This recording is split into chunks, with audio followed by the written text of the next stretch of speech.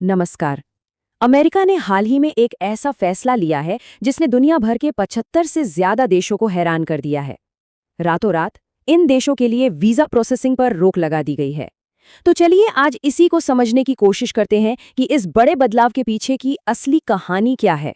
तो चलिए सबसे पहले ये समझते हैं कि आखिर हुआ क्या है। तो बात यह है कि अमेरिका ने अचानक से 75 से भी ज्यादा देशों के लिए वीजा प्रोसेसिंग पर रोक लगा दी है। और हाँ, ये कोई छोटी मोटी 2-4 दिन की बात नहीं लग रही।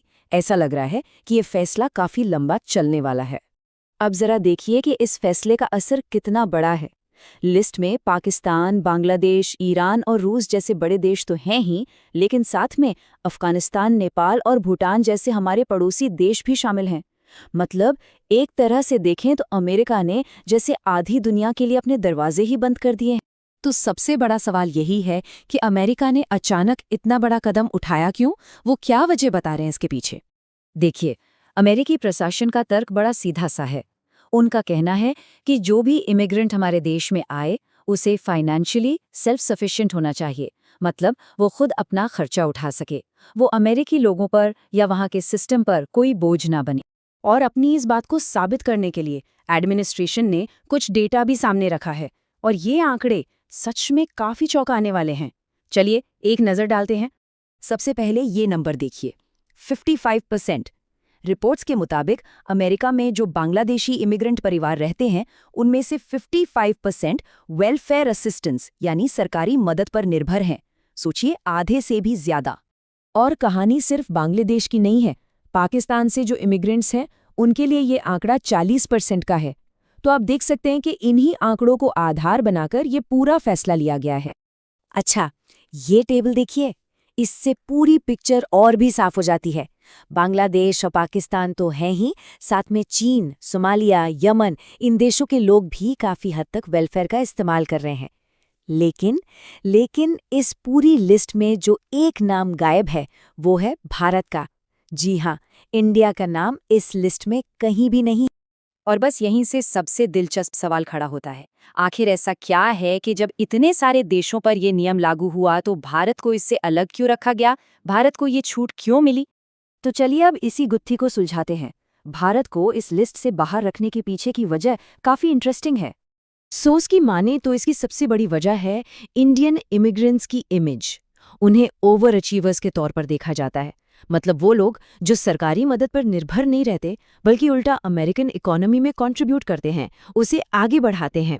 हाँ, लेकिन इंडियन सक्सेस की इस कहानी के भी दो पहलू बताए जाते हैं। एक तरफ कुछ अमेरिकियों का ये भी कहना है कि भारतीय लोग नेपोटिज्म बहुत करते हैं, कि एक इंडियन सिर्फ दूसरे इंडियन को ही टॉप पोजीशन पर लाता है। लेकिन दूसरी तरफ सोर्स का ये कहना है कि नहीं, ये सफलता उनकी कड़ी मेहनत, उनके टैलेंट और मजबूत वर्क एथिक की वजह से है। अच्छा, अब एक और जरूरी सवाल पर आते हैं। अगर ये पूरी पॉलिसी सिर्फ पैसों और फाइनेंशियल बोझ की है तो पाकिस्तान, जो अमेरिका का इतना अहम स्ट्रेटेजिक पार्टनर रहा है, उसे क्यों नहीं बख्शा गया? और यहीं पर पाकिस्तान का केस हमें इस पॉलिसी की एक और परत दिखाता है। एक ऐसी परत जो सिर्फ इकोनॉमिक्स से कहीं ज्यादा गहरी और जियोपॉलिटिकल है। देखिए, यहाँ एक कड़वी सच्चाई सामने आती है।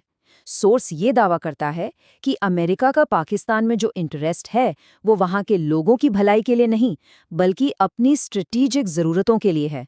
मतलब उन्हें पाकिस्तान के मिलिट्री बेस चाहिए, उन्हें उस इलाके में अपना दबदबा बनाए रखना है, और ये ज़रूरतें वहाँ के लोगों से कहीं ज़्यादा बड़ी हैं। तो इन सब बातों का मतलब क्या निकलता है? जब हम इन सारे डॉट्स को जोड़ते हैं तो अमेरिका के इमिग्रेशन पॉलिसी की एक बिल्कुल नई तस्वीर सामने आती है। सोर्स के हिसाब से ये एक नए तरह का इमिग्रेशन मॉडल है जो अमेरिका अपना रहा है। इसके 3 सिंपल स्टेप्स हैं। स्टेप 1, उन देशों से इमिग्रेशन कम करो जिनके लोग सरकारी मदद पर ज़्यादा निर्भर हैं। स्टेप 2, उन अमीर इमिग्रेंट्स को प्रायोरिटी दो जो अपना खर्चा खुद उठा सकते हैं। और स्टेप 3, बहुत अमीर लोगों को अट्रैक्ट करने के लिए गोल्डन वीज़ा जैसी स्कीम्स लाओ। ये वो वीज़ा होता है जिसमें आप मोटा पैसा इन्वेस्ट करके सीधा रहने का अधिकार पा लेते। और अंत में ये पूरी कहानी हमें एक बहुत बड़े और सोचने पर मजबूर करने वाले सवाल के साथ छोड़ जाती है। क्या इसका मतलब ये है कि अमेरिकन ड्रीम, जो हमेशा से सबके लिए बराबर मौक़ों का सिंबल रहा है, वो अब सिर्फ अमीरों के लिए ही बचा है? क्या अब ये सपना सिर्फ उन्हीं के लिए है जिनके पास पहले से ही दौलत है?